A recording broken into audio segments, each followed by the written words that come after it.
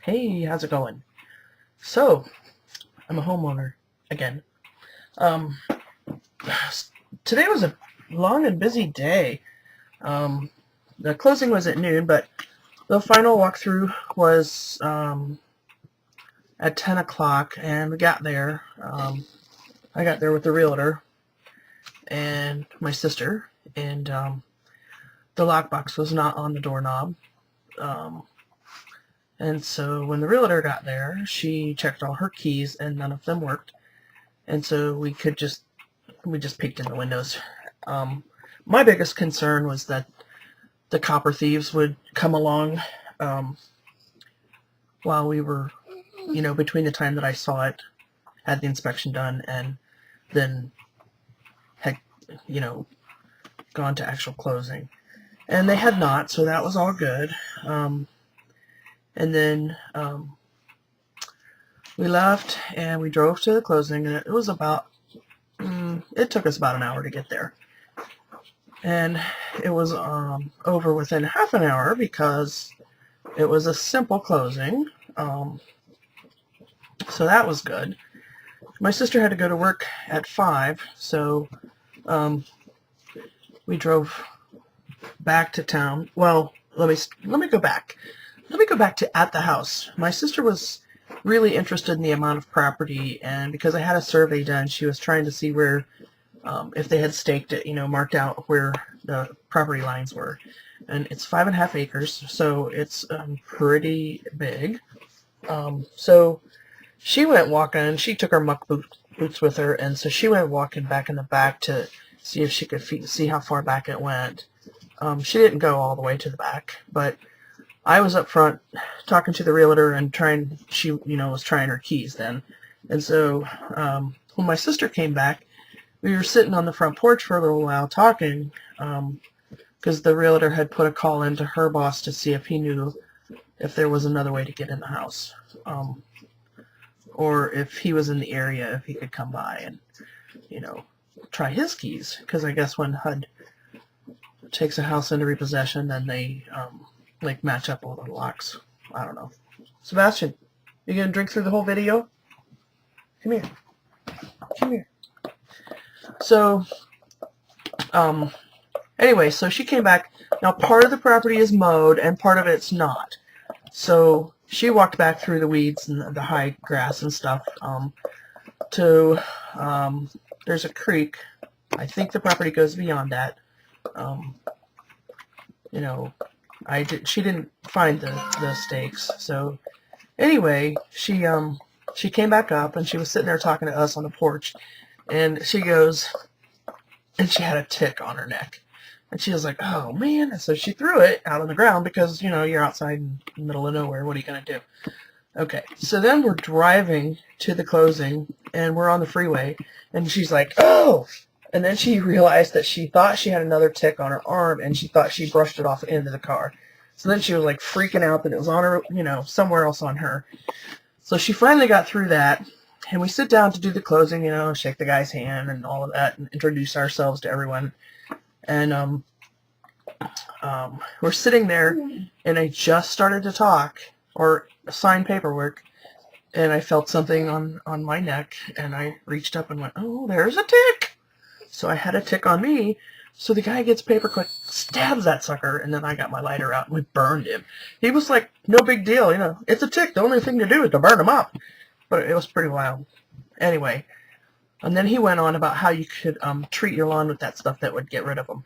And my sister goes, yeah, let me get you a discount on that on 5 acres. So I guess it's pretty expensive. I've never treated my yard for that. And because I've been living in town, it's a very small town, but in town nonetheless, I haven't dealt with ticks for a while. When I lived in the country before and had farmland around me, there were ticks, but the dogs stayed in and I had an acre fenced for my dogs. So,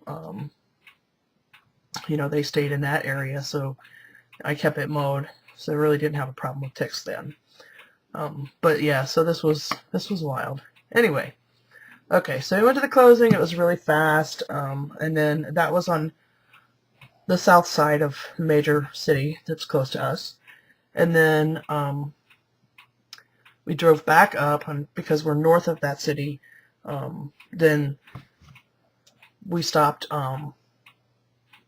at Lowe's, and we looked at stuff. I needed to get doorknobs because I needed to change the locks today, and the realtor's boss was able to use his HUD keys and get in the house, and so it was unlocked from probably, I don't know, 11:30 or something, or 12, I don't know, on, and I wanted to get the new doorknobs so I could change the locks on the house, and it'd be more mine then, right? So I went over and did that, and so you'll get to see the before and after of the very first thing I did to the house, because I'm going to insert that here.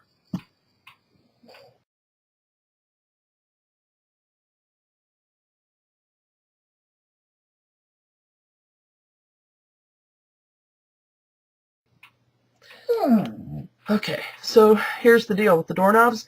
On the front door, on the old one, I was unscrewing it, and it kept stopping. I mean, I could unscrew for hours and nothing would happen. I mean, I got it out so far, but it was like at the very end, it wouldn't come out. And I kept thinking that it was somehow stripped in there. And I had nothing with me. I had gone to my sister's this morning to go to closing. I wasn't planning on doing any, house work on the house today. So, hi Daisy, you want to come up on this side? Come on. I don't know if there's room for all of us. Anyway, so I wasn't dressed, to do any kind of work. You need a kiss again? So I was having a fit because it got really, really hot today. Well, okay, it got hot today. Hot enough that, if I was standing, like the house faces the west. So by the time I got to the front door and got that sucker, well, almost got it all the way off, then I was standing there with sun beating down on me, and I was, just roasting. And Sebastian, get out. So I couldn't get it off, and I was like, screw this, I'm going to put it back on, and I'll lock it, and then I'll, just use the back door until I'm going to take a hacksaw to that screw head and see if I can get that off. But then I got in the car to leave, and I looked at the time, and I was like, oh, my brother-in-law should be home from work now, and that's less than 5 miles away. So I drove over to their house and got a hacksaw from him, borrowed that, drove back to my new house, hacksawed the head off of the screw, and inside the little thing, the little sleeve that holds the screw was not attached anymore to the inside of the doorknob, so it was just loosely turning around in there when I was trying to unscrew it. So that was what the problem was. Nothing was stripped, but anyway, so it took me a lot longer to change those doorknobs than I thought it would, just because I was having trouble with the one, and they're also smart key, I think is what it's called, so you can set it to, to match the front and back door, which is what I wanted to do. Anyway, so I finally got all that done and came home, and I was going to take a nap when I got home because I was pretty just wiped out because of the adrenaline rush of, being excited to be going to the new place and everything, but it was too late to take a nap because I wanted to watch Survivor, so, I had to lay down and watch Survivor. Not lay down. I got in the recliner and watched Survivor. But anyway, I did make a little clip while I was at the house to give you my first in the new house vlog. So that'll be inserted in here too, right about now.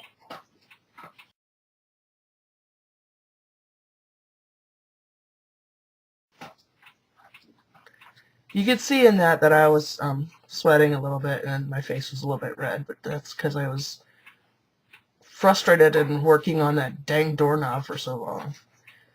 Anyway, oh, the other thing I was going to say was in the picture of the after on the doorknob, I didn't realize there was a deadbolt on the front door, and so I didn't buy a deadbolt, and obviously the old one doesn't match.